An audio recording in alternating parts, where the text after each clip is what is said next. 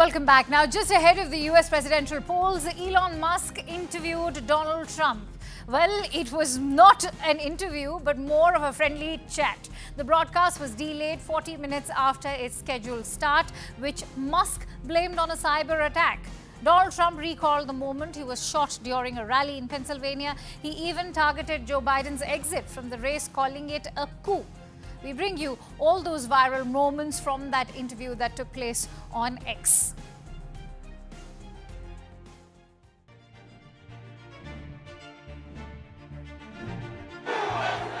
It was one of the most anticipated interviews ahead of the November 5 presidential election. The world's richest man chatting with who could soon be the world's most powerful man. For nearly 3 hours, Elon Musk gave Donald Trump a platform to counter the Democrats, who are reunited and reinvigorated under a new candidate, Kamala Harris. The interview also marked Trump's return to the microblogging site X. But it had a rough start and began more than 40 minutes late as many users struggled to access the interview. Musk blamed it on a massive DDoS attack and said that they were working on shutting it down. But he said in the worst-case scenario, the platform would allow only a small number of live listeners and later post the entire conversation online. Finally, the interview kicked off, and one of the first subjects that they delved into was the recent assassination attempt on Donald Trump. At a rally in Butler, Pennsylvania, a 20-year-old gunman opened fire on Trump, leaving the former president with a bloodied ear and one rally-goer dead. Trump revealed that surviving the shooting has deepened his faith.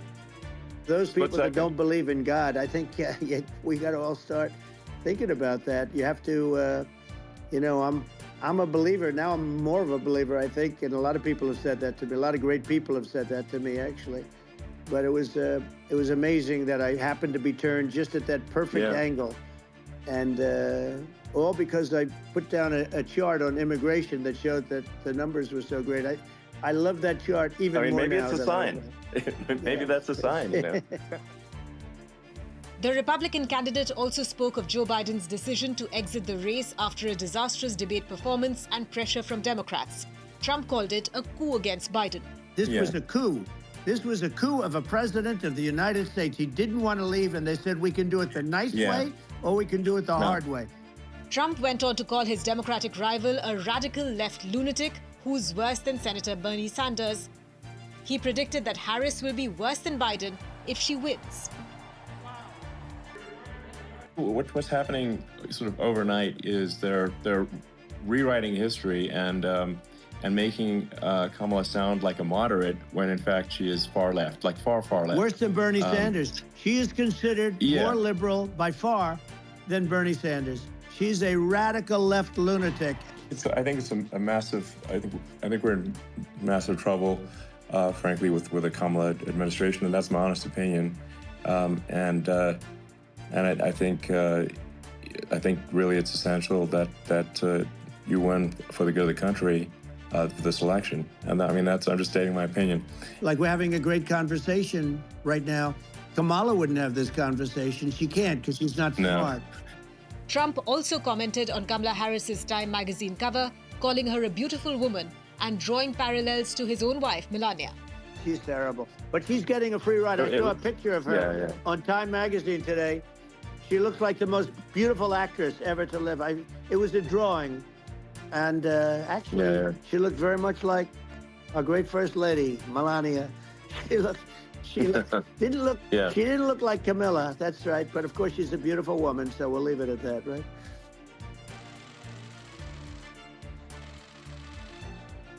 Trump blamed Biden for Russia's invasion of Ukraine in 2022 and said his own strong relationship with Vladimir Putin could have prevented the conflict. And again, I said to Vladimir Putin, I said, don't do it. You can't do it, Vladimir. You do it, it's going to be a bad day. You cannot do it. And I told him things that what I do, and he said, no way. And I said, way. And it's the last time we ever had the conversation. He would never have done. I got along well with him. I hope to get along well with him again. Getting along well with them is a good thing, not a bad thing. I got along well with Kim Jong-un. Donald Trump also said nuclear warming is the greatest problem facing the world, not global warming. The biggest threat is not global warming, where the ocean's going to rise 1 1/8 of an inch over the next 400 years. And you'll have more oceanfront property, right? The biggest threat is not that. The biggest threat is nuclear warming, because we have 5 countries now that have significant nuclear power, and we have to not allow anything to happen with stupid people like Biden. In an election that has already seen many twists and turns, the Elon Musk-Donald Trump encounter is an extraordinary chapter in the presidential campaign and a powerful example of the way politics has been transformed by social media. Well, there's a reason why we called it a tete-a-tete more than an interview. And that brings me to the end of this edition of World 360. Thank you so much for watching. News and updates continue on CNN News 18. Stay tuned.